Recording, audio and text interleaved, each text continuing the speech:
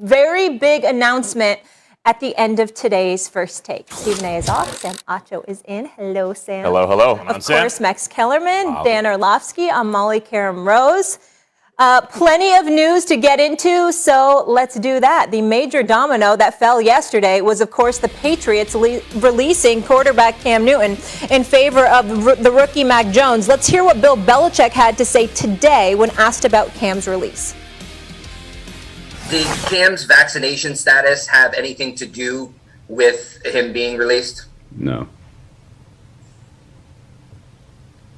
No, I mean, look, you guys keep talking about that, and, you know, I would just point out that I don't know what the number is. I mean, you guys can look it up. You have the access to a lot of information, but the number of players and coaches and staff members that have,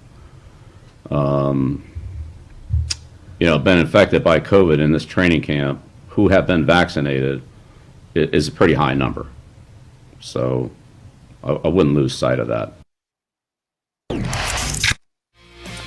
Bill Belichick. All right, we'll focus on that ripple effect that this could have across the league. So yesterday I mentioned, what if Cam was Dak Prescott's backup rather than Cooper Rush, and could Cam's vaccination status have played a role? Well, Ed Werder has his thoughts, tweeting this: I expect the Cowboys will fully evaluate Cam Newton and whether he improves their chances to win, just as they do all available veteran players. His vaccination status will surely be a part of the discussion since he just missed 5 days. Max? Yep. Should the Cowboys give Cam a call? Oh, yeah. Yeah, that's a no-brainer, of course. First of all, what are you looking for in a backup quarterback? Number one is strength at the position. That's before you get to even having a guy who can approximate the starter. You want a strong guy behind the starter in case something happens. Has Dak been hurt recently? Yeah. Had Joe Theismann on my radio show. Why is the shoulder a problem? Because the lower extremity injury, you need to make that up somewhere. Winds up with the shoulder. The lower extremity bone is connected to the shoulder bone, or however the saying goes, right? And there are other bones there, too, that can go wrong. And so the point is, Cam is coming off a season. I will say this for the umpteenth time.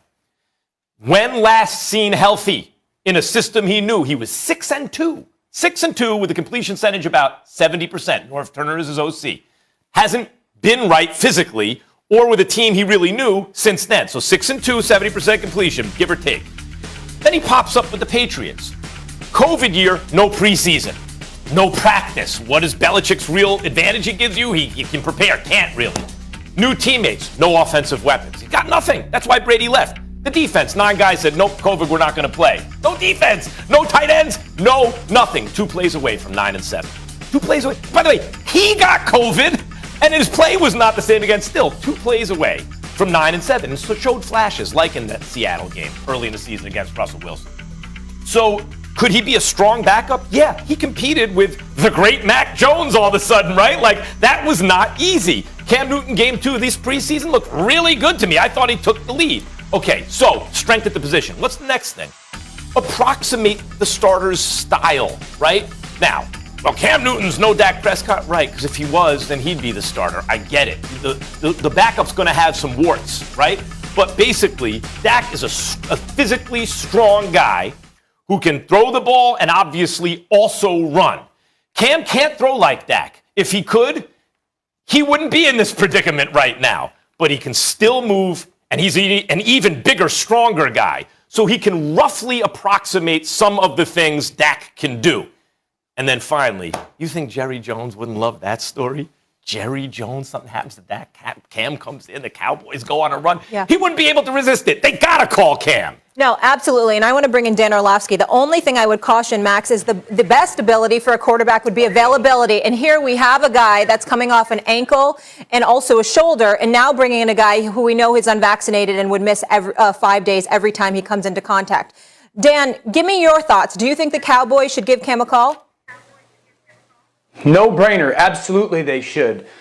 Couple of reasons, Molly. First of all, this is a team that believes that they are a playoff caliber football team and maybe a championship caliber football team. When you are in that small grouping in the NFL, and candidly, there's about 8 or 10 teams every year that are in that group, that it's legit for them. You cannot risk having to lose your starter for a game or two and then not having a capable backup.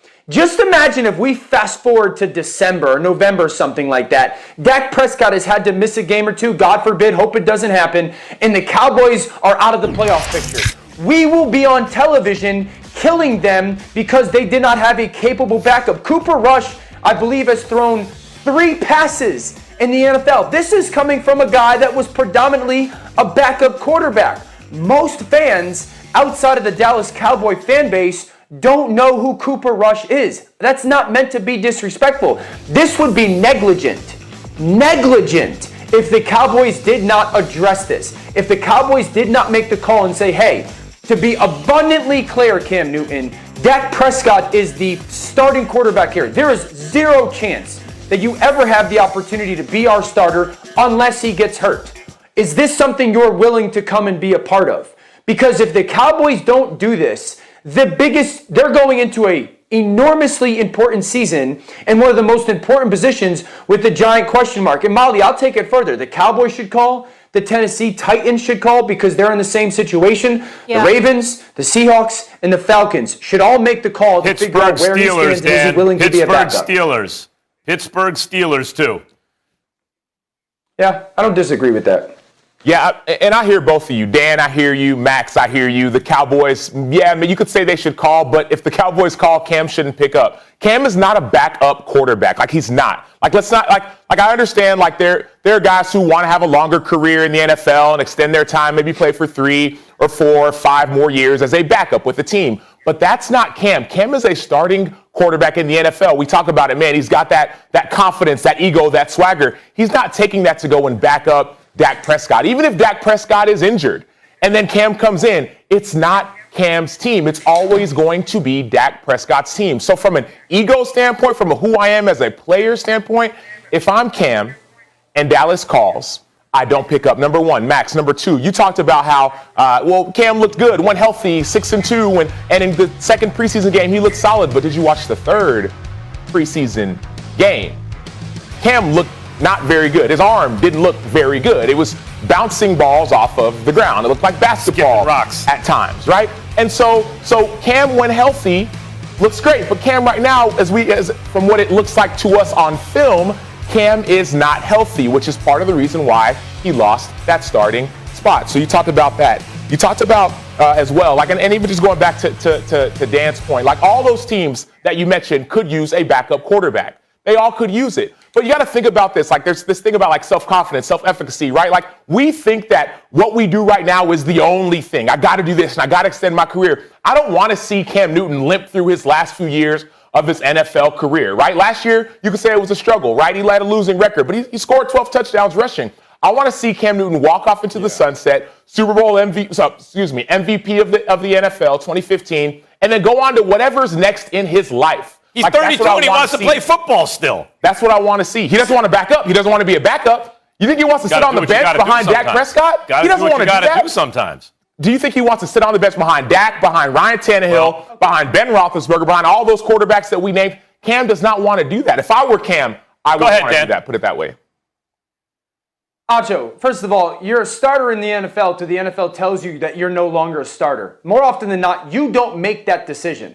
So we don't know what Cam's desire is. He may be okay with going and accepting a backup role. We don't know that. Second of all, you were the person all last week saying that Cam was the starting quarterback because he was going to be a better version. Now you're saying third preseason game he was hurt and he didn't look okay? So if last week he was good enough to be their starting quarterback, then he's good enough to go play high-level backup football. The second thing is, and this is why Dallas does matter, because to your point that there are things after football that matter, lifestyles after football that matter. You know what else does? Playing for Dallas Cowboys. You turn on a television on a weekly basis on a sports network or maybe listen to games on Sunday. You know who populates a lot of those seats? Dallas Cowboys. So if Cam is interested in doing something after football that is somewhat attached to the media world, there is not a better organization to go play for and to help your name and open up doors other than Cam Newton. And the third thing is, why would Cam Newton not be interested? Because everything we've heard over the last 2 years is people rave about his leadership, rave about him not wanting All right, All right, we don't know if Cam doesn't want to do that or not. This is what I'll say. This is the problem, Sam, with what you're saying, okay? If there was a starting job that was obvious, okay, but a starting, like, Cam has an injury issue now. He's taken a beating throughout his career, right? And he doesn't look, I agree, Game 3, physically, he didn't look right. It looked like something, like the shoulder maybe was cropping up, right? Okay. So if he still wants to play football and presumably would like to play this year, where does he play? Like the Texans behind that offensive line? You're trying to get the guy killed? Like, you want to have the jobs that will be available to him will either be because a starter gets hurt, so he bides his time. Now he won't know the offense and all that stuff, right? Or a team that's really not good. The Texans jump to mind. Who else is there? I know Bridgewater did not do as well as Cam did with largely the same team. But at this moment, is Cam better than Bridgewater? Washington's a real good team.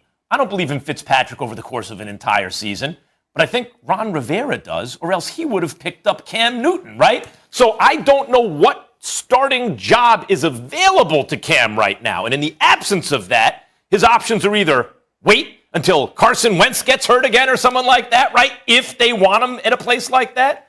Or stay ready, stay football ready, learn a system, and pick a team where maybe that's a little more likely. Like, I don't know, as I mentioned before, Pittsburgh or something like that. Yeah, but Max, we've seen people stay football ready and not get signed for 1, 2, or 3 years. There's stats that say it takes people 3 years to retire out of the NFL because you're sitting and you're waiting and you're holding on. And so, like, we've seen that story before. It doesn't work. It doesn't end well, number one. Number two, you talked about the comparable arm to Dak Prescott. When healthy, but we all have established he's not healthy. Number three, Dan, I know I was sitting up here saying that Cam should be the starter. I thought that, and then Bill Belichick said no, and I go with Bill Belichick, especially after watching the last preseason game. What I said was before the last preseason game, number three. And then last but not least, I remember when I was finishing off my NFL career. I played 8 years. I tore my pec in Chicago. I really wanted to go and play again. I just got released from the team. And my brother, Emmanuel, y'all know him from ESPN and from all the shows. He sits with me, he says, Sam, your life after football will be so much better. So you just stop. But I wanted to play. I was training. I was in shape. And I waited 8 weeks, and I finally signed on with the Tampa Bay Buccaneers and had finish my season there. But, now it's better. And so, we have this idea that Cam has to go and play, but he doesn't have to go and be a backup anywhere. If he wants to, great. You can be a backup. You can do that. I just think we need to understand that it's not about this whole, I'm going to go and I'm going to be the superstar. If he wants to play football, he's got a backup. If he wants to play football. There's life after football. At least maybe in the short term. This is what we know. His future's bright, and he doesn't want us to feel sorry for him. Guys, I want to shift back to New England, though. Let's go through the rise of now starting Pats quarterback Mac Jones. So in 2020, he led the Crimson Tide to a college football playoff title. While leading the country in total QBR, pass yards, and completion percentage, his extraordinary season resulted in him being selected 15th overall by the Patriots in the first round of this latest draft. Some saw him falling to 15 as a surprise, as there were rumors of plenty of him going in the top 3. And then the big news came yesterday that New England cut Cam, meaning Mac Jones would be leading the Pats as the starting quarterback this season. He'll be just the third Patriots rookie quarterback to start the season opener in franchise history. Alabama's football team tweeted out the following image of the now 3 starting NFL quarterbacks with the caption, "And we're the 3 best friends anybody could have." Dan, I'll start with you. Which former Alabama quarterback is under the most pressure this season? Is it Jones, Tua, or Hurts? Max Kellerman's bad body look-alike, Mac Jones. That's just the truth. Mac Jones is under the most pressure. While replace a guy that he looks exactly like. Mac Jones is not replacing Cam Newton. He's replacing Tom Brady. And he looks exactly like Tom Brady. He operates exactly like Tom Brady. His mannerisms are exactly like Tom. Expectation-wise is that he's going to be like Tom Brady. And we need to stop running from that. Maybe not the 7 or the 6 Super Bowl championships result-wise, but just the performance, the consistency, the maniacal preparation, the accountability, it's incredibly similar. And so that's what we are going to compare him to. We're going to compare him to Tom Brady because within a year or 18 months, he's replacing him. Number 2, this is an organization won for 20 years. There are fans in New England. If you think of the age demographic in New England, the fans, the 28-year-old to they don't really know anything but winning. The expectation is They are going to be really good. They still got one of the best general managers of all time. They got still one of the best head coaches of all time. They spent the most money in the history of free agency, and now they've got the quarterback from Alabama that had led one of the best college teams ever and won a national championship. The expectations in New England were already high. Now we're plugging and placing a guy that looks exactly like the greatest quarterback of all time. Plays like him, talks like him, thinks like him. By the way, led one of the best college football teams ever. The pressure on Mac Jones to go play and play well and win at a high level and be in any AFC title games and goes to Super Bowls is exponentially higher than what Tua has to deal with or what Jalen Hurts has to deal with. Mac Jones is under the most pressure out of those three guys. I don't think it's close. Tua's easily facing the most pressure. Number one, fan base is thirstier. I mean, the New England Patriots, the Patriots fans can wait another season if they think they're going in the right direction and have found Tom Brady's successor. But as a rookie, if you ball out, that's all gravy. If you just hold your own and show that you have a future and you know how to operate an offense and all that stuff, we're expecting some bumps and bruises as a rookie. Mac Jones is also protected behind the line. They spent all that money, all that stuff, right? And he's shown out in the preseason. So he has got, like, Mac Jones can't look awful, but even if he does, like, let's say he looks like, Tua last year, he's still going to have a career. He's still going to be a starter. Tua didn't look awful last year. Tua was not a starting caliber quarterback last year, and I like him. And he had a preseason game, I think it was game 2 also for Tua, where I was impressed with some of those throws. I was not ready to write off Tua after last year. But let's not pretend the ceiling and expectations for him was already readjusted after last year, compared to someone, say, like Justin Herbert, someone like that.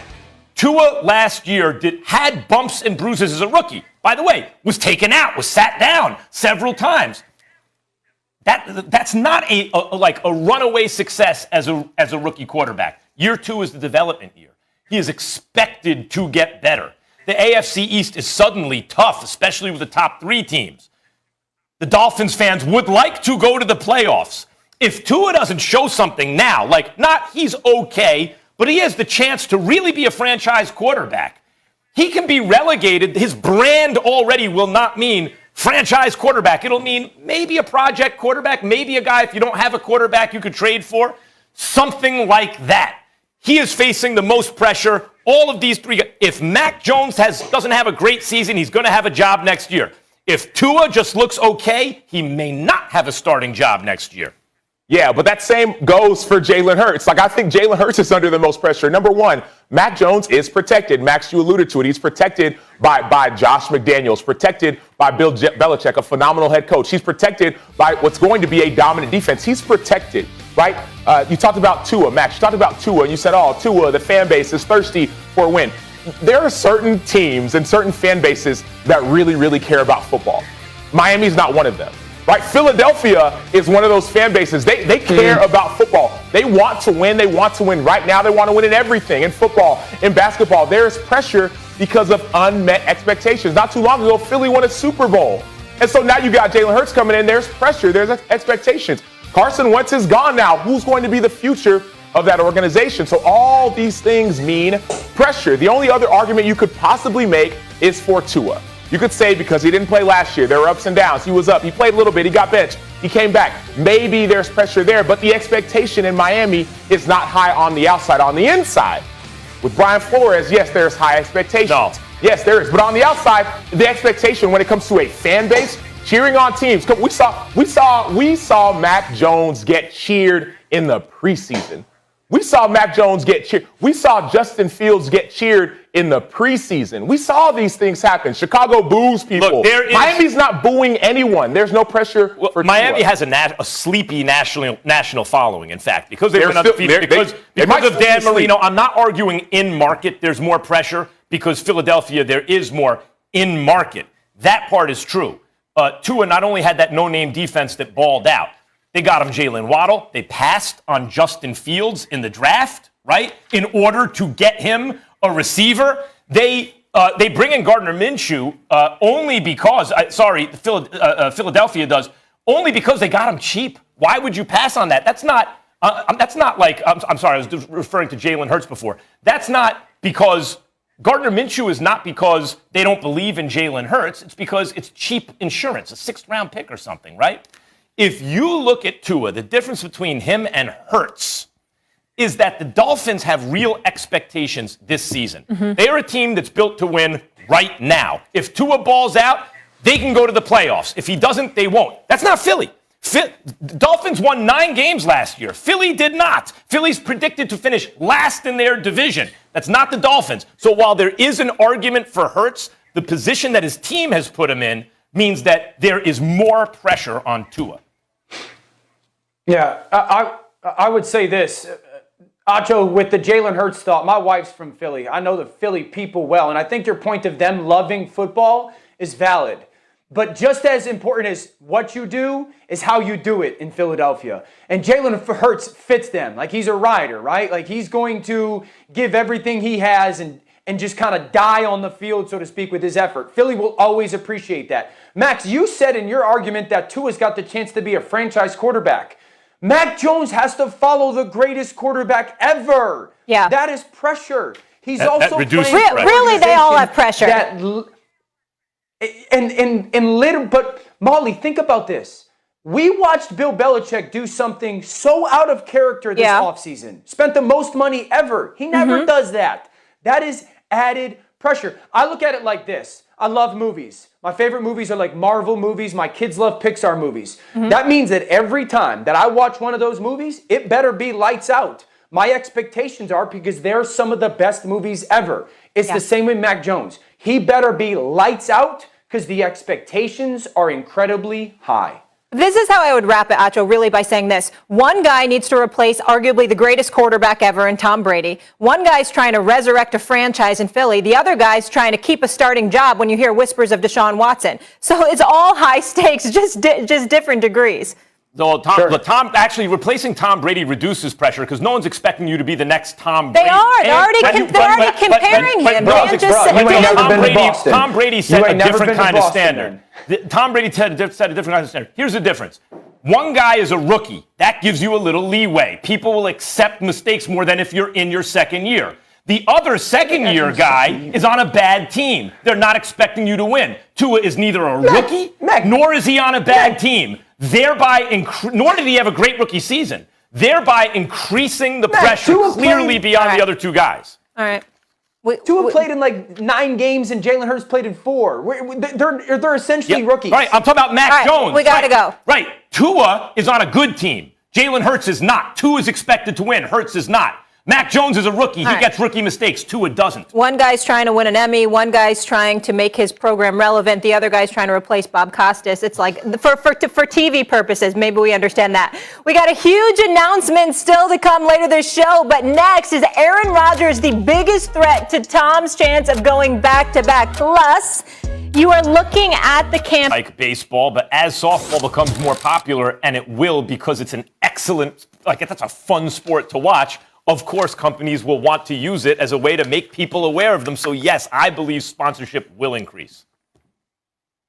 That's it. That's all I got. That was great. Thank you. I thought that answered the question. No. You did a great job. Thank you, Madison, for sending in your question. Great job. The Green Bay Packers will be without one of their most important players for at least the first 6 weeks of the regular season. All-Pro left tackle David Bakhtiari, protector of Aaron Rodgers' blind side, remained on the PUP list when the Packers trimmed their initial roster to 53 on Tuesday. Bakhtiari, who tore the ACL in his left knee in practice on December 31st, would first be eligible to play on October 24th. That's against the Washington. Their offensive line was among the best in the NFL. They led the league in both pass block and run block win rate, and only the Steelers allowed fewer sacks. Max. Yep.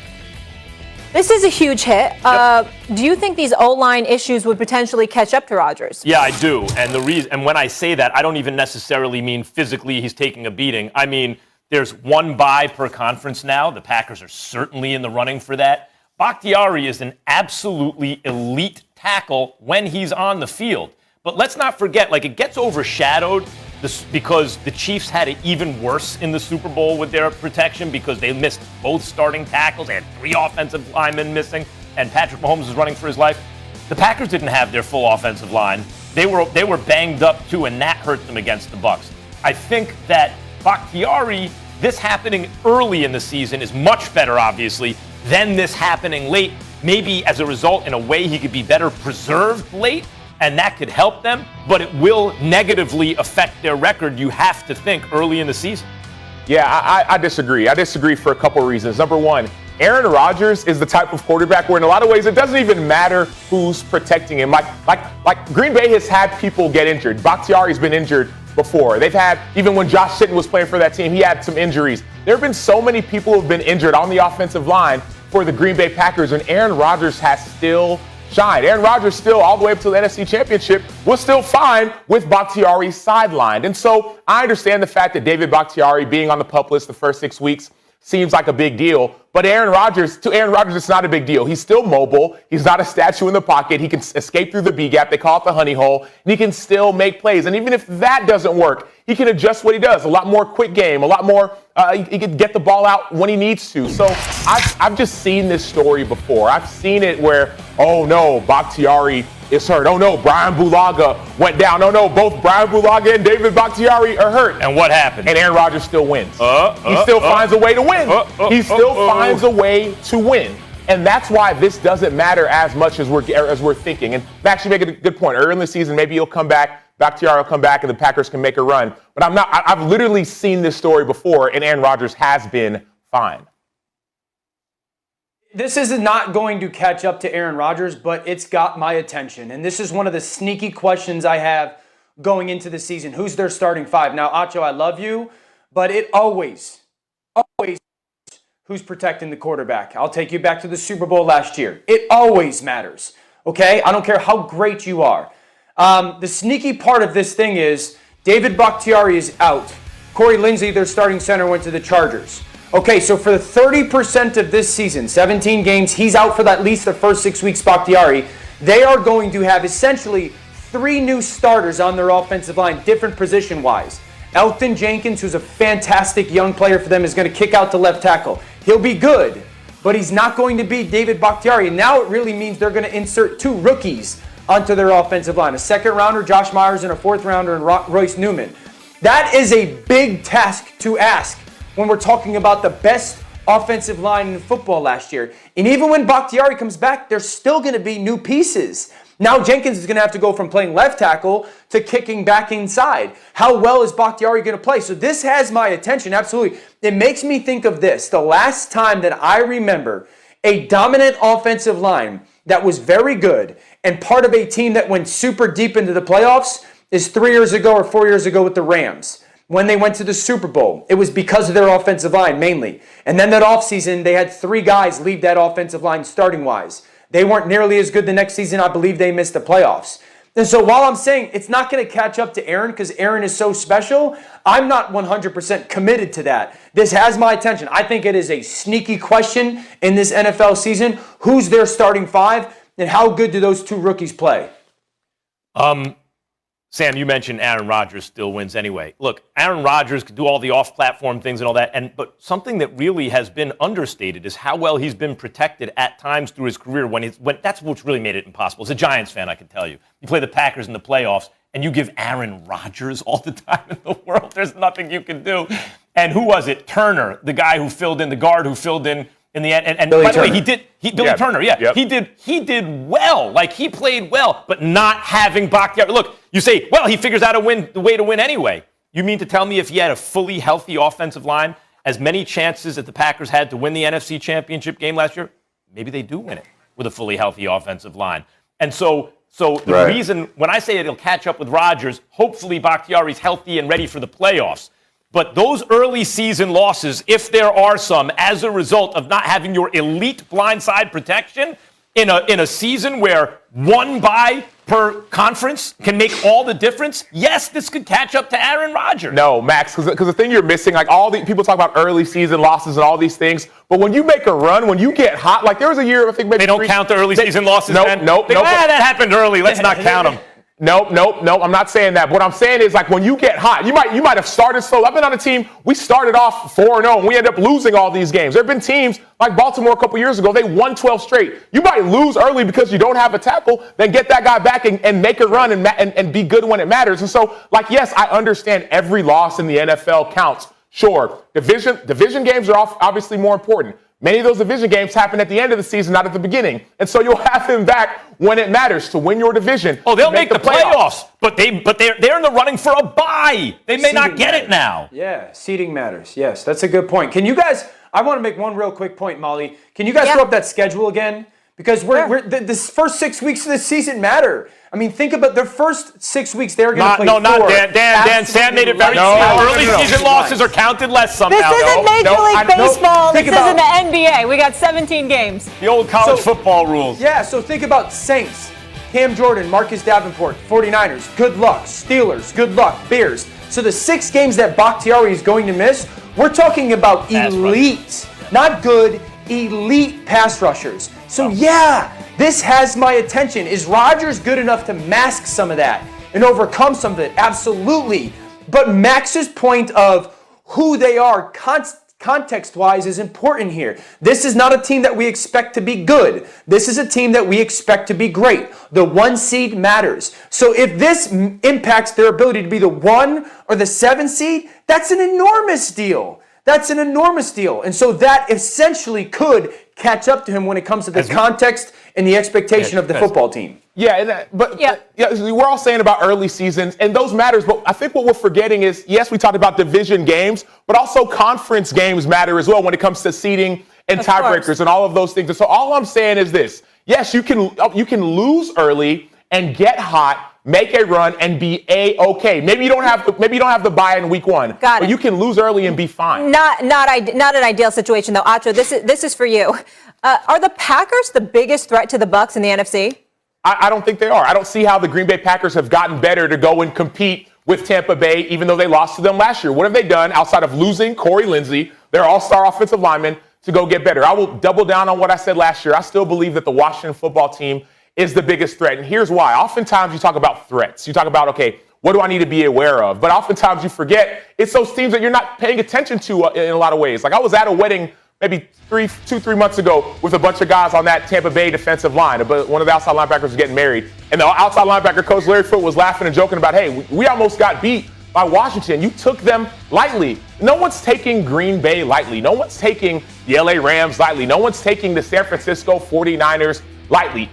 Everyone is sleeping on Washington. Everyone is sleeping on those guys up front. Everyone's sleeping, yes, on that division, but on that team. And so if you walk into a battle, you think you're about to go and win, all of a sudden, this team you're not paying attention to comes and dominates you up front. Comes like we saw with Brandon Graham, get a strip sack on the quarterback back in the Super Bowl to go beat Tom Brady. Like, that's a real thing. And so I think with the Washington football team, they're the biggest threat. Ain't happening with Fitzpatrick. Look, let me say something about the Packers. You said they didn't get better in the offseason. Maybe they didn't have to. Like, let's be honest about this with Aaron Rodgers. He came maybe potentially one coach decision away from getting to the Super Bowl. Maybe. Now, it's not that the odds were in his favor, but I've seen Aaron Rodgers work miracles and then repeat the miracle. Like, it was against the Arizona Cardinals in the playoffs in 15 or 16, right? Ryan Hollins, our colleague, is over at the place. We're watching. Families are getting together and hanging out, and we're watching that game and on TV, and it's Aaron Rodgers. And okay, Aaron Rodgers, work your miracle. Let's see, you're supposed to be the miracle man. And he scrambles and throws the pass all the way down the field. Oh my God, and they call it back. I forgot if it was pass interference. Something happened, they called it back. And I remember thinking, go ahead, make that impossible play again, you're so great. And you know what he did? He did it again. Aaron Rodgers, a miracle man. Like, you can't. So maybe they don't take the ball out of his hand on 4th down, and he won the Super Bowl last year. What I'm saying is the Packers were right there already. They didn't have to get better to win a Super Bowl necessarily, but now you do have Aaron Rodgers playing with a chip on his shoulder. I hate that I'm agreeing with Acho. I literally hate it, but I agree. I believe it's the Washington football team. There's one way to beat the Tampa Bay Buccaneers this year. That's to have your 4 defensive linemen be so dominant they can beat the absolute tar out of an offensive line and get to the quarterback and still have 7 guys in coverage because the skill position guys are so good. There's really one team in the NFC that is constructed to do that on a consistent basis with 4 guys up front. It's the Washington football team. If they meet, they're the best equipped, the most equipped team to do it. Fitzpatrick's YOLO style will either hurt them or help them, but I believe it's the Washington football team. I'm trying to rock with you. It's hard to believe of all the NFC teams we're talking Washington football, Dan, but I trust your knowledge. All right, yesterday, Mac Jones was given the reins to the Patriots offense. We know Justin Fields is the people's champ. We heard the cheers from Chicago in the preseason, but Andy Dalton is the team's pick. Dalton will get the nod, even though he was mediocre last season in Dallas when Dak went down, going 4-5. But he's getting a second chance in Chicago. The O-line is suspect, so in the long run, maybe it's better for the rookie to sit. But Marcus Spears begs to differ. This is what I'm screaming about the Chicago Bears. Bill Belichick always has a view of what's best for everyone on this football team.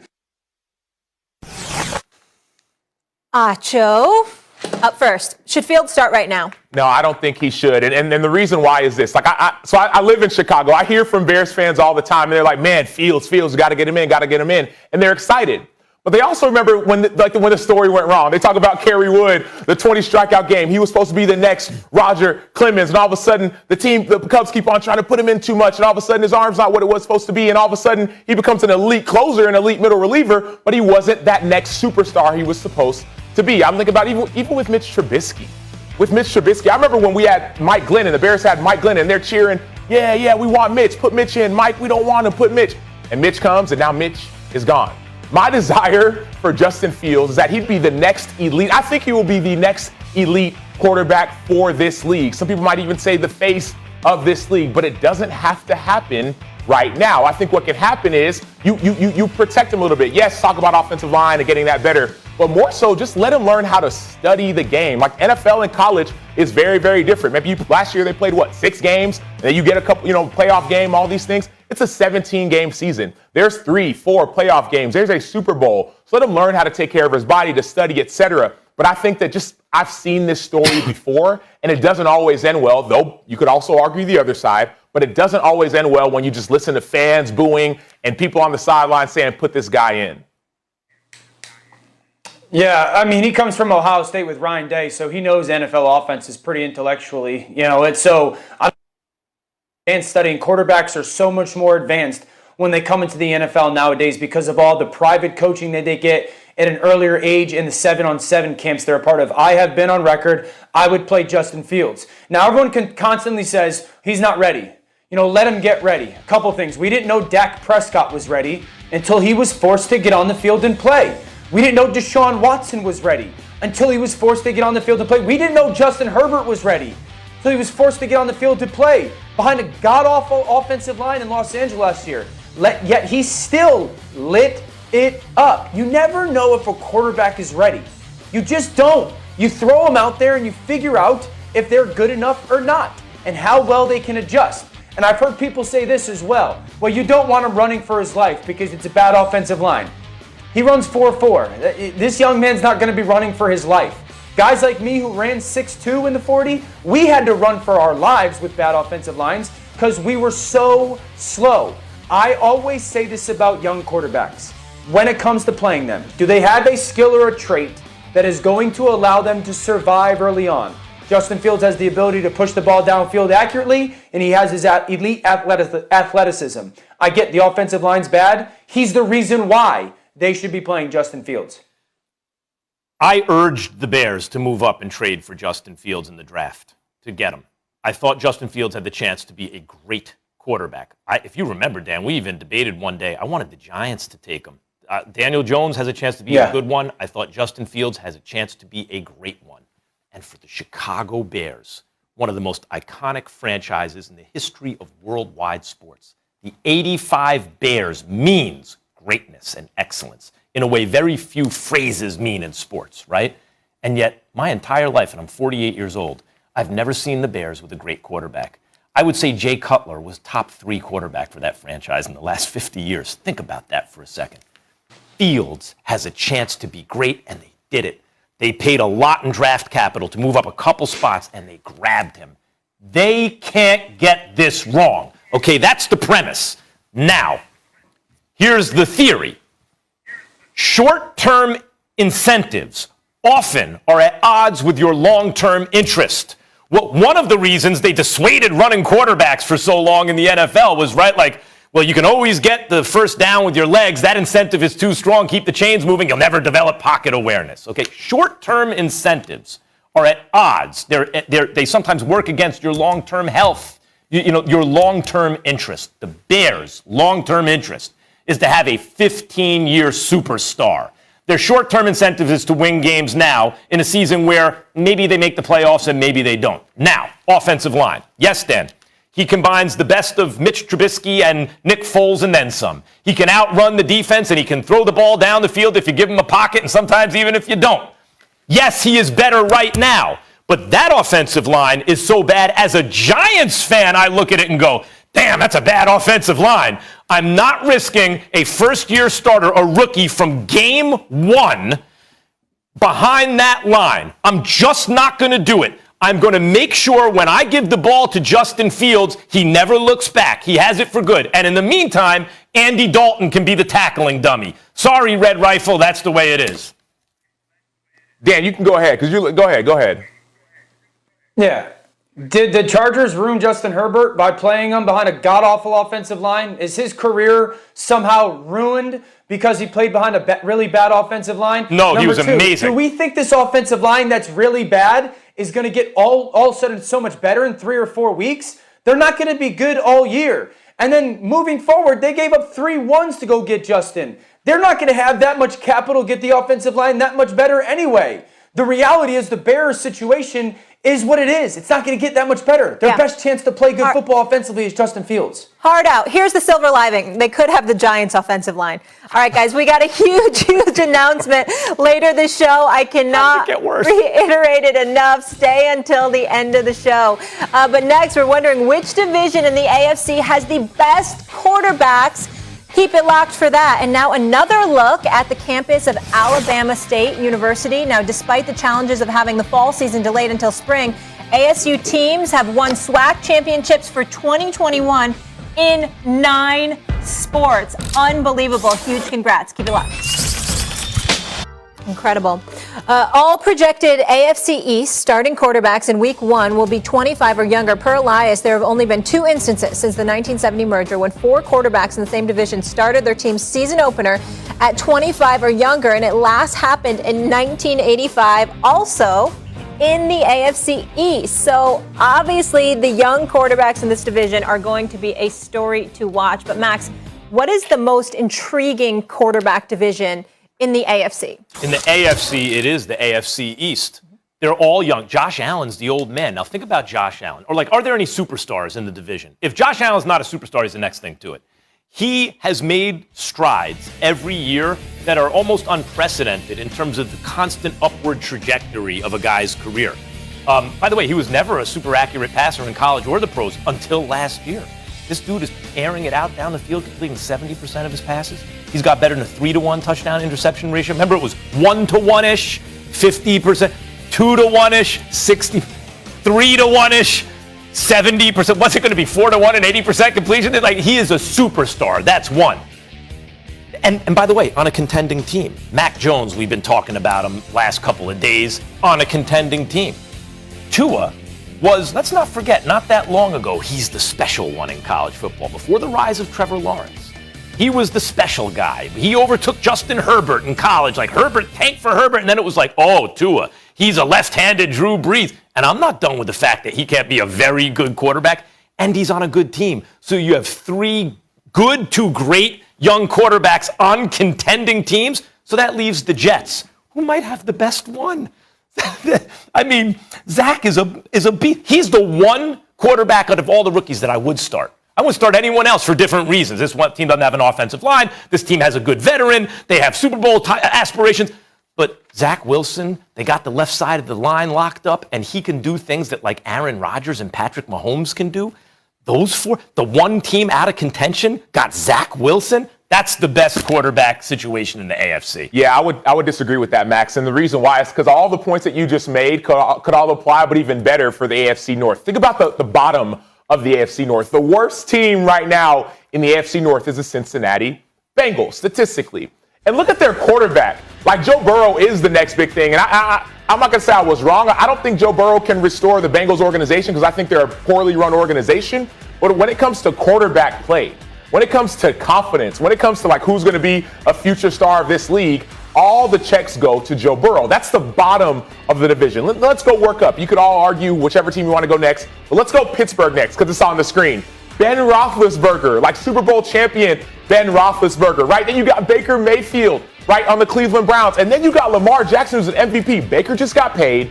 Lamar's about to get paid. Big Ben's been winning chips for a long, long time. So, like, you've already got established winning quarterbacks. And the only one that hasn't been established right now is Joe Burrow. And he's probably, could arguably be one of the best to come out. And so for me, yes, like it sounds good with the East, but the AFC North, there's literally no argument. 3 of those teams were in the playoffs last year, led by their superstar quarterbacks. And the one at the bottom is coming up. Okay, now there actually is an argument. There absolutely is an argument. Now let me give it to you. And I'll do comparisons. Let's take Burrow and let's take Zach Wilson. Great. Because they're both in losing situations at the moment. Great. The difference is I weep for Joe Burrow. My heart goes out for this guy who could be a superstar. Yep. Joe Burrow could be a superstar. He's in a terrible situation in Cincinnati. Okay. He already lost the season. It could happen again. Cincinnati is awful. Zach Taylor is probably the coach on my hottest hot seat, right? How about Robert Saleh? How about the Jets? No, Zach Wilson's in a much better situation, making him more relevant than Joe Burrow. Oh, which situation you rather be in, Wilson or Burrow? I'd much rather be in Zach Wilson's situation. Okay, I'll match up Baker and Tua, right? Because both high picks, both maybe going to be stars. And what we know about both of them is Baker's a good quarterback, probably not going to be a great one. And we're thinking Tua maybe could also be a good quarterback. Baker's got a little of experience on him, but to me, that's like a similar level. Lamar or Josh Allen, right? That's what we're talking about. At once upon a time, Lamar was ahead of Josh Allen. That is no longer the case. Josh Allen's a better quarterback than Lamar Jackson right now. And that leaves Ben Roethlisberger, who is clearly past his prime, and Mac Jones, who people are calling the next Tom Brady for those old established franchises. In each case, the AFC East has a more interesting quarterback situation than the North. No shot, Max. I'm going to tear down every single one of the arguments you just made, starting with the first one. Starting with we talked about Zach Wilson versus, you talk about Zach Wilson and his situation in New York, right? I'm not excited to be like, it sounds good in New York. Oh, Robert Saleh and all the things he's building and all these things. That's just as bad of a situation, if you want to talk about organizationally, as the Cincinnati Bengals. Not anymore. You could call maybe. It's a big maybe, but the New York Jets fan been talking about not anymore for a lot of years, about 2 decades. So you could call that a wash if you'd like. I'll give you that one, a wash. Much rather be Zach Wilson. Then you go Baker and Tua. Mm-hmm. And that intrigued me a little bit because you were so wrong. You went Baker and Tua. First of all, Baker's situation is way better than Tua. We've been talking about Tua may not even be the starting quarterback all season. This is Baker's team. Baker took them to the playoffs. Not 2 years in, he didn't have it locked up. 2 years in, he was no good. But right now, Max, we're talking about right now. Right now, Tua might not be the starter in a few weeks. And so there's that. Last year, he was up and down. Baker started all the games. That's 2. That's a check for me. You go Lamar and Josh Allen. I'll give that one a wash because I could argue Lamar Jackson, but I'm not because I think Josh Allen is I think Josh Allen is the future. But Lamar Jackson has also won an MVP, 2019 MVP season, and he's on the rise. Lamar didn't have an offseason last year. This year that he does. So I'll give you that a wash if you'd like. And then Big Ben and Mac Jones. We know nothing about Mac Jones. What we do know about Big Ben is that last year he was coming off of elbow surgery. He was injured. This year, he's healthy. Everyone's saying you're more intrigued. Very impassioned. Hold on. We got to go out to Alabama more State. Intrigued about a healthy Big Ben. Absolutely. Oh, my God. People are sleeping on Ben Roethlisberger. You're 0 for 4 on those arguments. I'm 3-1. All right. Let's check in with Alabama State University. They have a question for Acho, and we can get back to this after the break if we need to.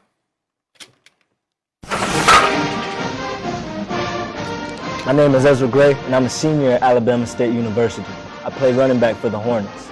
My question is, with name, image, and likeness taking center stage in college athletics, how can this level the playing field for HBCUs to recruit more elite talent? Well, first of all, Ezra, for a running back lifting that kind of weight, like, go ahead, because I need to start lifting like you, number one. Number two, I would say this. I think that with NIL, like, not only will it level the playing field for everyone in sports, but specifically for HBCU athletes. Some of the best athletes in the world went to HBCUs. And now all of a sudden, you've got donors, you've got sponsors, you've got organizations that talk a lot about supporting athletes and supporting teams and schools. And if you want to go to people of color, you have all these organizations that have an opportunity to now put their money where their mouth is. And let's not forget that some HBCU athletes were some of the first to sign NIL deals. And so I think that NIL will be huge, huge, huge for HBCU athletes. All right, great question, Ezra. Keep putting in that work. Patriots fans, you are not going to be happy with what former Patriots. And thank you for sharing your story. It has been a tumultuous offseason for the New Orleans Saints, to say the very least. It began with the departure of their longtime quarterback, face of the franchise, Drew Brees, who retired after 20 seasons in the NFL and 15 with the Saints, resulting in competition between Jameis Winston and Taysom Hill, stretching deep into the preseason, with Winston ultimately coming out on top as the starting quarterback after strong performances in the preseason. Then it was announced yesterday that former All-Pro wideout Michael Thomas placed on the PUP list and won't be able to return to the field until for at least 6 weeks. And of course, my heart goes out to and prayers with everybody dealing with the devastation there in New Orleans from Hurricane Ida. Acho, are the Saints in trouble without Michael Thomas? Not at all. They're not in any kind of trouble with Michael Thomas. And yes, Michael Thomas is that phenomenal of a receiver, but the Saints have been fine even without their star quarterback. The Saints were fine when Drew Brees was hurt. Remember, when Drew Brees was hurt, what did Taysom Hill do? He went in, he went 3-1. What did Teddy Bridgewater do? He went in and went 4-0. Without your quarterback, like the most important person on your team, number one. Number two, last year, Michael Thomas, week 1, playing Tampa Bay. All of a sudden, he starts limping a little bit. He pretty much limped through the season, Michael Thomas did last year in the games that he did play. He was not himself. And what did the Saints do? They only won the division. They only went to the playoffs. They were fine even last year without Michael Thomas. And so, yes, phenomenal receiver. But when you have Sean Payton and the mind of Sean Payton can figure out how to win no matter who's on the field, whether Sean Payton is there or not, whether Alvin Kamara is there or not, whether your star quarterback for 20 years, Drew Brees, is there or not. And let's not forget, because we're talking about not just the offense or player, but the entire team. The Saints defense was the 6th ranked defense last year, top 6 defense last year. Let's not forget the last 9 weeks of the season last year, the Saints defense was number 1 overall and in takeaways. So yes, the team will be okay because of their defense, because of Sean Payton, and because they know how to win without a superstar quarterback. Now you're just taking out a receiver. First of all, takeaways are a volatile stat. They usually regress to Disagree. Well, Disagree. Okay, you may disagree, and I may also think there's something to a ball-hawking defense and all that, but the numbers don't disagree. We would be arguing against the facts on the ground, right? Okay, that's number one. Number two, and this is really number one. Jameis Winston, by all accounts, not only what we've seen in games, but by accounts and practices, looked really, really good. I'm happy to say, because I had given up on Jameis Winston. I thought, he's a bust. He's not good. He's looked really good. And that gives the Saints a fighting chance. You're saying they have a fighting chance anyway, but there are 7 teams from each conference. There's going to be 3 from the NFC West, because I can't take 4. Okay, that's the only reason I'm taking 3 from the NFC West. The Packers, the Bucks, 1 from the NFC East, because someone's got to win that division. That leaves 1 spot open. Bears, Vikings. There are other teams that are going to be competing with the Saints who will be competitive. They will be competitive. Losing a wideout, especially an elite wideout, let's not forget, not that long ago, the correct answer, meaning the answer that was easiest to defend, I might argue Julio Jones, someone else might argue someone else, but the easiest to defend with the evidence was actually Michael Thomas. He was actually the best objective case you can make for the best overall receiver in the NFL. That is not like losing a running back, where you can approximate that production behind a good offensive line. A special wideout is a different kind of beast in terms of the effect it has on your team. Ask Josh Allen and the Buffalo Bills, right? This is significant because while I agree with you about the competitiveness of the Saints, they will be in a fight for that, maybe for the 7th playoff spot in the NFC, and losing an elite of the elite type of receiver for a quarterback who's never throughout his career been really good but has a chance to be now, that's a big deal. Yeah, but the reason, and I'm with you, I'll agree with you on that, but the reason, Max, why this quarterback is going to be really good, it's not because of Michael Thomas. It's because of Sean Payton. That's the reason. That's what we're seeing. Man, Jameis, is he going to make it? Is he not? All of a sudden, Jameis, he got LASIK. Jameis, he's with Sean Payton. Jameis is going to be the Jameis with 5,000 yards and 33 touchdowns and maybe only 10 or 12 interceptions as opposed to 30 because of Sean Payton. That has nothing to do with your wide receiver. Let me just hold on. I need to leave you with this stat because this is so good. Michael Thomas, you're going to like this match, has more catches, yards, and touchdowns in his career than 9 other wide receivers and tight ends on this roster combined. Michael Thomas is a beast. That's a loss. All right, let's check back in with Alabama State. Max, a student, has another question for you. Okay. What's up, everybody? I'm Trace Young, junior guard from Alabama State University, and I have a question for you. Across all NCAA divisions, basketball is more competitive than it has ever been. When do you think an HBCU will make it to the Elite Eight in the NCAA tournament? I have no way to answer that, really. Vivian Stringer's already done that with the women once upon a time. You see, like Lavelle Moten or someone like that could take their squad there, I think, before too long if things break the right way. The thing about tournament basketball is NBA, 7 games, best team always wins. You don't necessarily have to have the best team to advance in a one-and-done tournament. But the question is, can they get there in the first place? And I think, before too long, we will see it. Especially if Trace keeps staying in the gym like that. Major surprise announcement still to come here on First Take. So make sure you stick around for that. Plus, we have a former Patriot who goes off on Bill Belichick, Asante Samuel, live on First Take. Stay tuned for that. That is next. Looking forward to talk to him about all these changes. Justin, congrats to you. Appreciate your story. HBCU Wednesdays roll on, and we've got much more to get to as well. All those years, was Bill Belichick actually carried by Tom Brady? That's what former Patriot Asante Samuel says. He joins us next to explain. Plus, where will Ben Simmons wind up? Max and Acho with their predictions for where the young star's future home will be. And I cannot reiterate this enough. Stay till. All right, we welcome in former Patriots cornerback Asante Samuel, who played with Bill Belichick while winning 2 Super Bowls. Asante, thank you so much for being with us this morning. How y'all doing? Thanks for having me. No, appreciate it. So, first of all, you caused a little stir with your tweet. We'll get to that in a second. But tell me this, sir. Why ultimately do you think Bill decided to release Cam and move on to the rookie? Well, first and foremost, let me say, Patriots Nation, I love y'all. There's no beef with me and Belichick. I am just a competitor at my heart. Everything I do, it seems like it's just a competition. And second of all, okay, to answer your question, my tweet had nothing to do with the release. I was just speaking in general of Belichick and how he operates. You know what I mean? So they took that and ran with it. So, but we can go with that. You know what I mean? Okay. So obviously you made some news with that. So let's get. Can I just? Yeah. I just want to back up. When you say you're just a competitor, you mean that when the issue of Brady and Belichick comes up, you're competitive and want to create a hierarchy, you want to rank them, you want to pit them against each. Is that what you mean by you're just a competitor? I'm glad you called. I'm glad you brought it up. Exactly. So in my head, being that I've been a part of the situation, I played for the Patriots. I was there young with Tom and everything. In my head, this is a competition between Tom Brady and Belichick. Mm-hmm. Tom Brady has already showed that he can win wherever he goes. Through adversity, through a pandemic, getting kicked off of fields, barely even having any practice. I didn't expect him to win the Super Bowl, and he won the Super Bowl. So now, what I'm saying is, anybody can coach Tom and win a Super Bowl.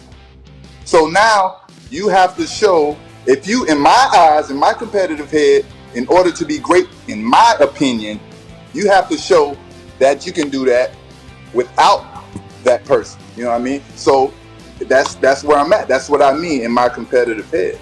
No, and I feel that, Asante, and I'm with you, like the competitive piece. But in the tweet, you said, man, he's just another coach. Like that's a big statement. So explain to us a little bit more, because you proved, like Tom Brady did prove it. He went with Tampa Bay, and he had Bruce Arians, and he had a team around him, and he won. Bill Belichick, they didn't make the playoffs last year. So tell us more about, like you said, man, just another coach. Like, tell us more. Well, I mean, it is what it is. What I said. He hasn't showed that he is a great coach to me because he had the greatest player of all time. So your history, anybody with opinion with no basis and no facts are just people talking. So when you throw out opinions, you have to have some type of basis or some type of facts to back it up. So, okay, what about this, Asante, in terms of the facts? Because I hear everything you're saying, and I was one of those people, oh, it's Belichick, and I'm like, oh, man, well, hold on, time out. Maybe I was wrong all those years. It's Brady. I thought this was a coach's league, right?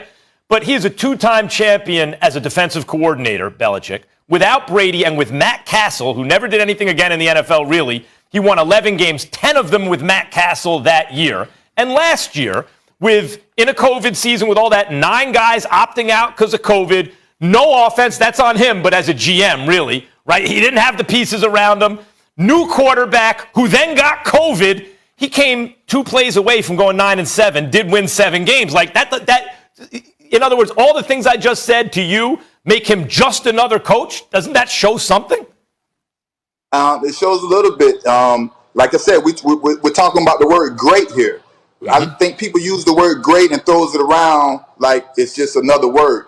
To be great, you have to do some special things, in my opinion. And you can't just do it with one situation at one team. And it's history, okay? Let's see the players he picked, his number 1 draft picks, his draft history. You know, let's see how those pan out. When he goes into free agent, spends a bunch of money. How does that pan out? The one time he did it for Tom Brady, the one time we go undefeated. You get the top, the Randy Mosses, the top receivers, and you finally surround Tom Brady with some talent, and now you go undefeated. So what I'm saying is, you've been doing a disjustice to the New England Patriots family and the team by not surrounding us with us talent year in and year out, because he probably can go undefeated every year. But for some reason, you choose to always give him the low end of value talent.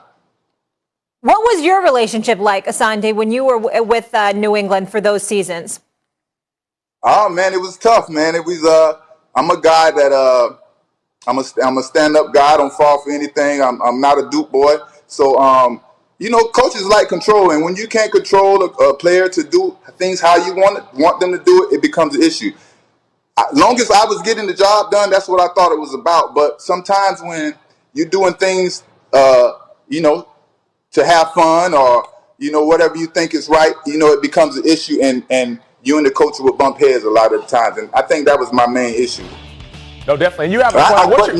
Don't get it twisted. Me and coach are fine. We cool. He's competitive like me, and I think he knows that. He sees that about me. He'll tell you the same thing, Yeah, definitely. And what you're saying, some people do think it's like, man, well, Brady did it and it's a competition, so can Belichick do it as well? And this is the time where we get a chance to see. I want to transition a little bit to your son, because obviously a lot of people watched him at Florida State, and now he's with the LA Chargers, and I feel like he's going to be special, specifically in that defense with Brandon Staley. He's got a defensive mind. Like, that nickel position is going to be huge. How did you feel when he got drafted specifically to LA Chargers? Man, wherever he went, it was a dream come true. I wanted him just to get drafted high as he could. Going to that defense, I think, is definitely a blessing for him. They do a lot of mixing up and a lot of different schemes and stuff, and not just stuck on one thing. So I think that definitely will play to his strengths and help him be more successful. You know what I mean? So I think that was a good one. Asante, I hear what you're saying about Coach, and you're just competitive, and he's the same way, and you guys are good. It sounds to me, I just got to be honest, it sounds to me like there's a little axe to grind. Like, maybe just even when you talk about you want to have fun, and if you weren't doing it his way, you won Super Bowls, your Pro Bowl, like the whole thing, and yet it sounds to me like it's not just, like you're not, whether or not you're being honest, I believe you're being honest, but like you have a certain feeling about it toward Coach. Am I right there? Is there an axe to grind about your time not being more fun there? No, man. It is what it is. You have to see the history of this. I've been saying this since the playoff games with the Jets. I came out with an article about how I feel about what the coaches treating everybody and what they think. No, at the end of the day, this is the facts. I see everybody just throw around this greatness word, and I hate it. I hate people just throw greatness around like that. There should be standards to greatness. You can't just say somebody's great and they don't have the standards. I hate it. It drives me crazy. So that's what I'm saying. If I would have been at Patriots for 11 years and did 58 interceptions, all at the Patriots, what they would have said, he's a system player, he can't do it anywhere else. So greatness is I did it everywhere I went. So that's what I'm trying to explain. So you can't just be great off of one situation and then no. Let's hold some standards to greatness. Let's see Let's see how great you are without that number one guy. Let's stay with that standard. When you were in New England, did you feel like you were playing for a great coach, and was he the greatest coach you've ever played for? Well, I was learning everything. I was still learning. I was learning how to be a man. I hear all this media saying this and that, and when media says somebody great and they say somebody's the greatest, I go do my research. I don't just listen to y'all and say, yeah, he's the greatest. I'm not a Duke boy. So I have my own mind. I go do my research and I say, why is this person great? What did they do that was so special to make them great? And then who's a great coach, Asante? Who's a great coach? Who is a great coach? I have to do my research. I have to do my research and figure it out. But I don't know, man. I just listen to you all say it, and then I go do my research. You know. But you actually played for him when you were there in New England. Did you feel like I'm playing for? You were there 4 years. Did you feel like I'm playing for a great coach? Without research, just you being in the system, being in that locker room. From what everybody was telling me, yes. Yes. And he's a great coach. He has some great some great things he do, you know what I mean? But to be that top tier great of how you guys have tried explaining it, in you guys' eyes, pretty much everybody that wins games is great. No, you can't be great. You know what I mean? So go ahead, talk to me, Sam. Real quick. So I just want to know, because I hear everything you're saying. Without Tom Brady, do you think Bill Belichick could have won some of those rings that he won? Great question. I think he would win one Super Bowl without Tom Brady being there that long if he would have lasted that long. And that's an honest opinion. And here's another case for me. Tom Brady's there all these years. He don't surround him with all the talent. You bringing guys off the street, making them star. You got Troy Brown playing nickelback, which is a receiver. And not to take nothing from Troy. Troy was awesome. He did a great job. But my point is, you only could do those things with Tom Brady, and you knew that, Bill, and you took advantage of that, and you would suppress other players, hold them back from incentives or whatever the case may be. But you knew you could do that with Tom, but you can't do that now because you have to show that you have to win, be able to win. And you clearly, the Patriots did spend the money this offseason. That's for sure, the most that they have. The first time. But I just wonder. I'd like to interview on any show I do at least once a week, if you don't mind. Hey man, let's get it going. We can talk about boxing too. Boxing is 50 wins to get in the Hall of Fame, right? No, much less than that. Much less. I'll leave you with this though. It's a standard. And you keep it a buck, Asante. I appreciate it, bro. Okay, Asante saying that Bill Belichick would have won one ring without Tom Brady. That's a hot take for you. Asante, appreciate you. I take 20 years. You're likely to win. I like that. Second-year quarterback Jalen Hurts, the starter. Hurts competed with veteran Joe Flacco throughout training camp, and according to Sirianni, Hurts did exactly what we needed him to do. Now Eagles fans will get to see what Hurts can do with a full season to start. And while the record wasn't spectacular across the board, the Eagles' offensive production went up last season when Hurts was under center. They averaged more points, yards, and passing per game with Hurts calling the signals. Acho, are we sleeping on Philly? No, we're not sleeping. It's almost like when Max was talking about those sleepy fans in Miami. They're still sleeping. Like, no one's sleeping on Philly. And it's not because they're not ready yet. It's because all the other teams in the division are just better than them, right? If anybody, we could sleep on the New York Giants, right? They're trying to build a roster. They got some offensive linemen in the last couple days. Maybe Daniel Jones will be better. Their defense is already dominant. You got that. Obviously, y'all know I believe in the Washington football team. Dominant defense. We'll see what happens at quarterback. Dallas Cowboys, I think, are going to be a playoff team as well. But out of all the teams in the NFC East, the Philadelphia Eagles are the team with the most question marks. There's even a question mark at quarterback. And so, yes, Jalen Hurts has finally been named the starting quarterback. But all of a sudden, you're bringing in guys like Gardner Minshew to maybe compete for a starting job. Maybe he's going to be a backup. You brought in Joe Flacco earlier. At least Nick Sirianni said he's going to compete for a starting job. And so there's so many questions for me in Philadelphia, whereas in Washington or even in Dallas, yes, there's a question with Dak's arm. I get it. But the team around him is better. And even New York, which I'm not super high on New York, there's more questions than answers in Philadelphia. Two separate questions. One is, are we properly rating the Eagles last in the division? Yes, I believe we are. Another question is, are we sleeping on them? That's the question. Yes, I believe we are. We're properly rating them fourth, but we're sleeping on them, counting them out. You cannot count the Eagles out. Number one, this division is still terrible. I had hopes it would be better. It's still terrible. Understand, the Giants are the second best offensive and second best defensive team in the division. They should be the best. The offensive line, which Dave Gettleman said is a priority to fix, had 3 years, looks worse now than it has in recent years. It looks even worse. Good luck with that. That's one. Two, the Dallas Cowboys should be better on defense. They had the worst. When you think of the worst defensive teams you've ever seen, the Cowboys last year is one of them. That you've ever seen. They'll be high on the list. What's the worst defensive team? Oh, man, the Cowboys that year Dak was hurt. That was terrible, right? They can get a lot better on defense and still be bottom third of the league defense. And then Dak with the injury questions and everything, boy, that's a whole lot of offense to make up for it. By the way, they had a great offense 2 years ago. They went 8-8. The Cowboys are no great shakes. And finally, the Washington football team. Maybe the best defense in football, I agree. People want to, they squint and they see what they want to see. Fitzpatrick can go out, get hot for 3 or 4 games and be ice cold for 3 or 4 games. The fact is, he couldn't keep a job over a rookie who struggled last year. I don't believe in the Washington football team with Fitzpatrick as the quarterback. That leaves the Eagles, who won 4 games last year. By the way, Dallas and New York only won 6. They're live in the division. And the NFC East, these teams always play tough against each other. I shut down after you talked about how bad the Giants' line is. It's very sad for me, bitter subject. So after the Cam Newton news yesterday, Mac Jones took a major leap in the Offensive Rookie of the Year odds, going from plus 1,000 to plus 450. He now is the second shortest odds behind only Trevor Lawrence. Najee Harris is the only non-quarterback with 10-1 odds or better. Guys, lots of rookies we're excited about. But Max, who's going to be the Offensive Rookie of the Year? Well, I think Mac Jones could absolutely do it now because he has control of the team. He looks really good, and the Patriots are kind of loaded. They don't have a dynamic offense, but they're a lot more dynamic. They got a good offensive line. I'm going to go with Kyle Pitts. Okay. Kyle Pitts is the most celebrated tight end prospect I can remember. I've never like this guy. I don't remember more hype around it. O.J. Howard has not lived up to it quite, but he was celebrated, and there have been others before him. At least in the last decade, no one's been celebrated like Kyle Pitts for good reason. Okay.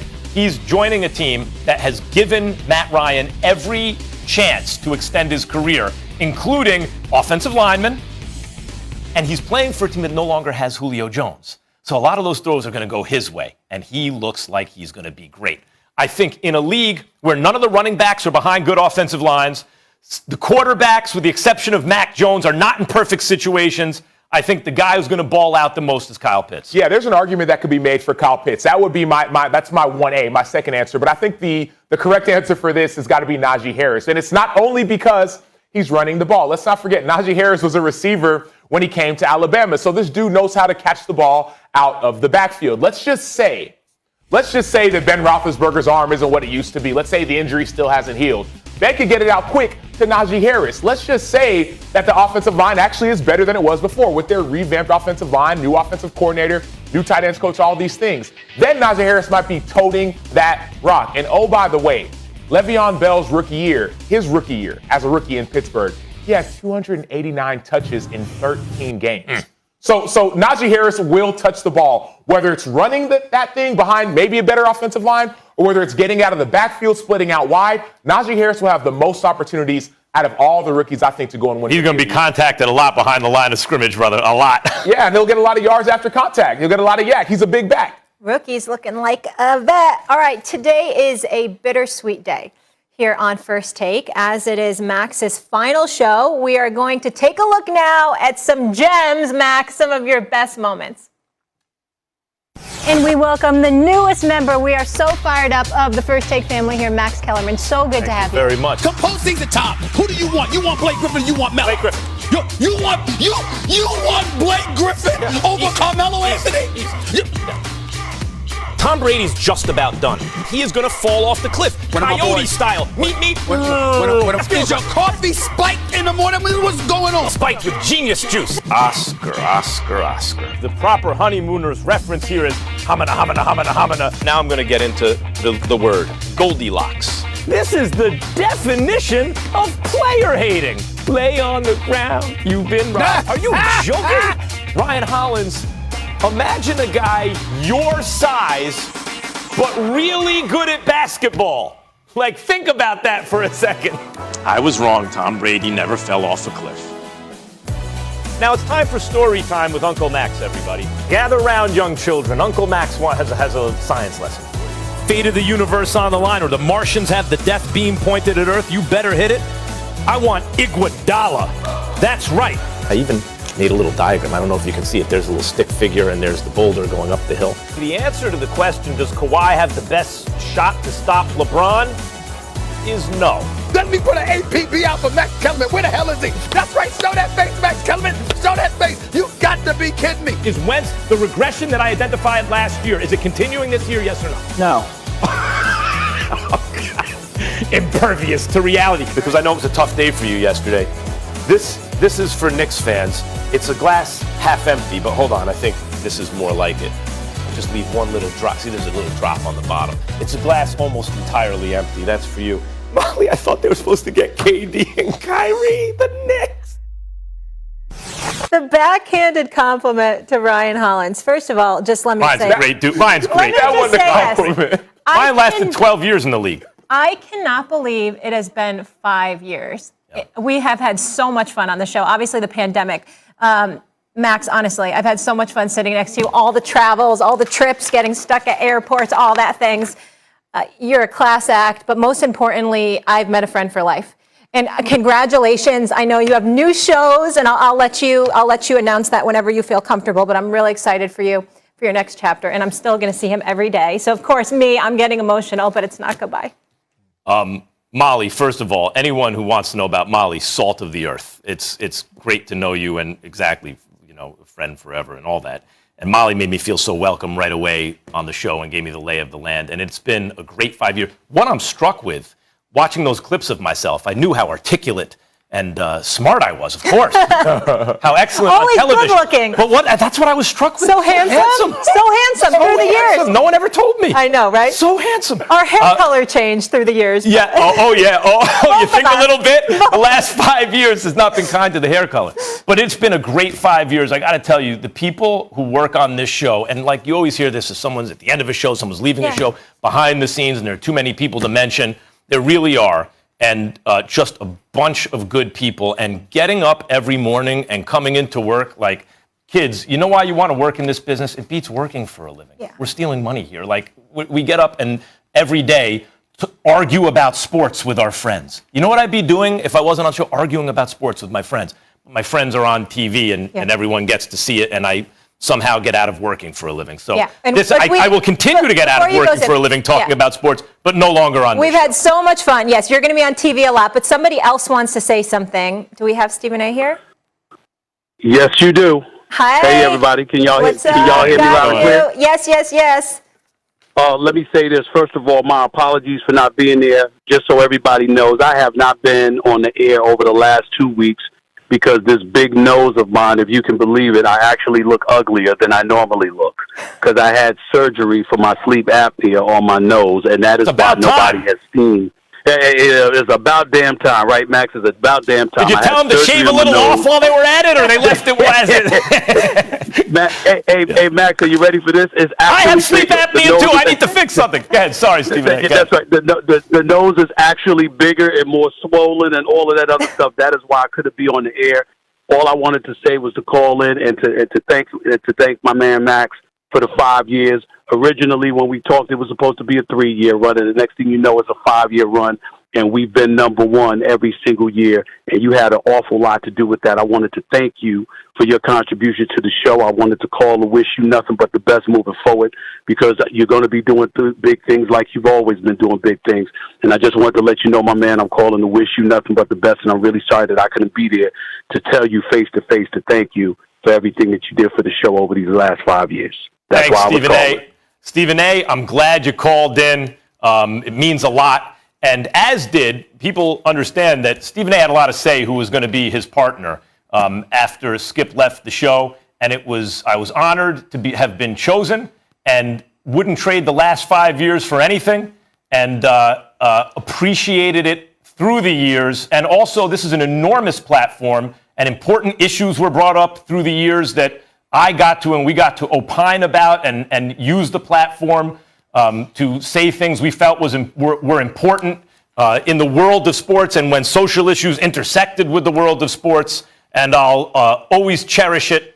But all things come to an end, And that's the end. This is the end of my run on First. The only constant in life is change. Stephen A., thank you so much. Feel better. I will see you. y'all. I'll see you on Monday, okay? You try not All to the talk best. too much. You're not supposed to be talking. Absolutely. And Sam, y'all I want to soon. give you a chance to be able to say something. Sorry, I know we only have 15 Real seconds quick, left. TV announcement to come in the following days. Okay. I'll be doing morning radio, Keyshawn, J. Will, and Max, and there will be a TV announcement about ESPN to come in the coming Get days. it, Sorry, Max. No, you got me thinking. Max What's it going to be? Kellerman, Tell I us, Max. love you. Come on, Love what's you, the love